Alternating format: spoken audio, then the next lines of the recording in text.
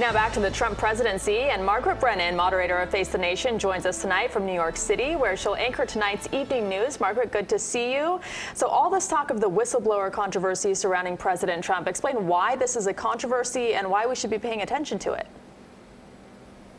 Well, as we've been reporting, this was a complaint made by a whistleblower who we know was an intelligence official who privately complained about deep concern regarding a conversation that the president had with a foreign leader. We now know that leader was from Ukraine, and that there was conversation about things that the president's own personal attorney, Rudy Giuliani, has publicly described, basically calling on the government of Ukraine to to release information and to investigate Joe Biden and his son.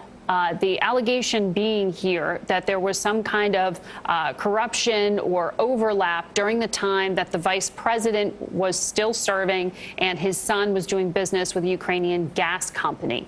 The bottom line on this tangled story is that it looks a lot like the president using his office to have a foreign government interfere in an election, or at a minimum calling to investigate a political opponent. And that has caused some concern on Capitol Hill, as you can imagine.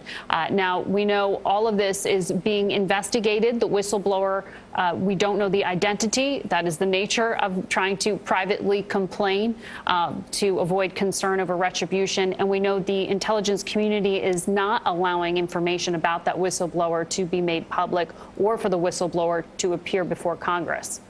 Margaret, the president announced new sanctions on Iran in the wake of the drone attack in Saudi Arabia. Is the administration considering more options against Iran? Well, we know the president was presented with more options today. He met with his top national security advisors around 4 p.m. this afternoon. But as you heard the president say today from the White House himself, he thinks he has time here to make a decision, and he said that he's shown remarkable restraint.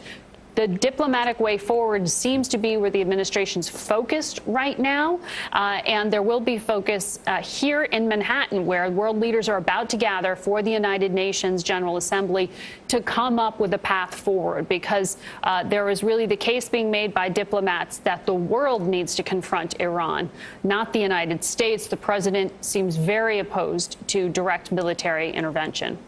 Margaret Brennan, thank you for joining us from New York City tonight. And Iran is bound to be a hot topic this week when Secretary of State Mike Pompeo and former Secretary of State John Kerry join Margaret for Face the Nation that Sunday morning at 10:30.